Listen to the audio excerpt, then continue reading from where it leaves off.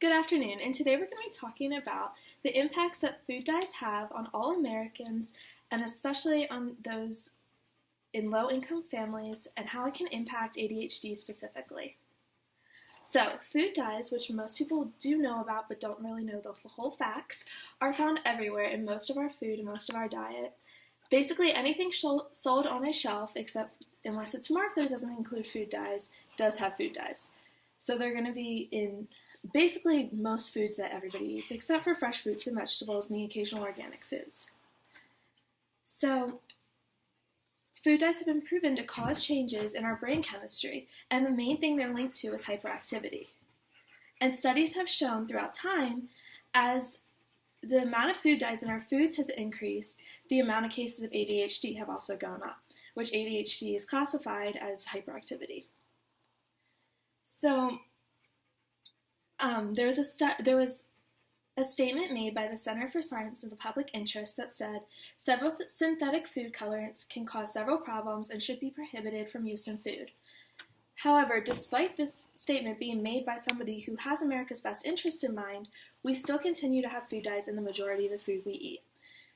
And this is unlike most other countries, including Europe and Canada, who we would be comparable with on our levels of income and everything like that, which have banned most food dyes. Now, we have banned some more recent years, but not enough. And the thing that is ultimately a problem is that food dyes don't actually add any benefit to the food. They don't affect taste or texture or anything like that. It's simply for the color. So they're really only being added to be more appealing to people and to make better sales. So there was a lot of studies after seeing that food dyes and ADHD were increasing alongside each other that have been done with very restricted diets, one of them being the Kaiser Permanente diet, also called the KP diet. On this study, about 70% of children who participated had improvements in their ADHD symptoms while on this restricted diet. Now, even though this diet occurred in the 70s, the data still, and clearly the data showed that this was a link. It has commonly been ignored and overlooked. So the problem with food dyes and ADHD is with accessibility to food.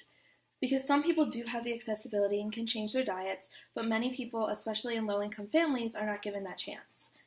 So food stamps participants have lower diet quality and consume fewer whole grains and more red meat, potatoes, and fruit juice than non-participants.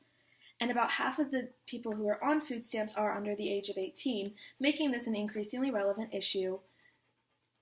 And people who are on food stamps have also been directly linked to be more obese and have more health issues. For children who live in households who make less than $20,000 a year, their chance of having ADHD is twice as high as above average income families. So even though people who are in low-income families do have the option of being on food stamps and supplemental programs like that, they only get about $29 per week per person, so this is clearly not enough to actually feed you for an entire week and provide you with all the nutrients that you need. So the most common thing to be cut is fruits and vegetables because it seems unnecessary. However, they are very increasingly important, but people choose to buy in bulk so they can afford to feed their families. It has been shown that people who are on food stamps do want to make better dietary choices.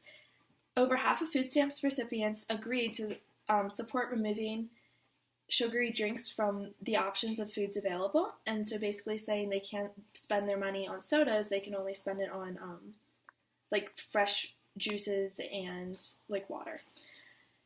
Also, there was a launch program in Massachusetts that did a cash back program. So every dollar you spent on an approved list of foods, you would get 30 cents back to the dollar. That would go along for spending more on groceries.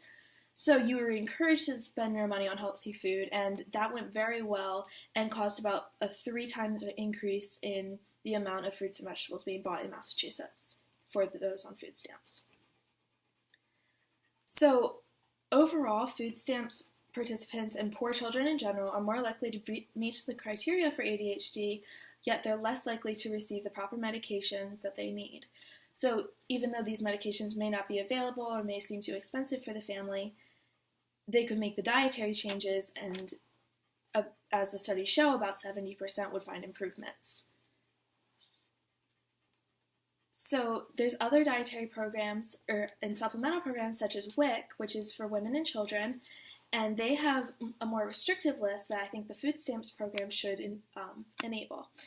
So they have for certain foods, like such as cereal, they have about 38 options that you can choose from. So you still have your variety of choice, however, you're not getting a full range of anything in the grocery store. So like they exclude the sugary drinks and like the food dyes, but allow you to still have the good options. So overall, I think we really need a call to action to this problem, because not only is this impacting children in low-income families, but it's impacting all children, and the ADHD rate does continue to rise. Thank you.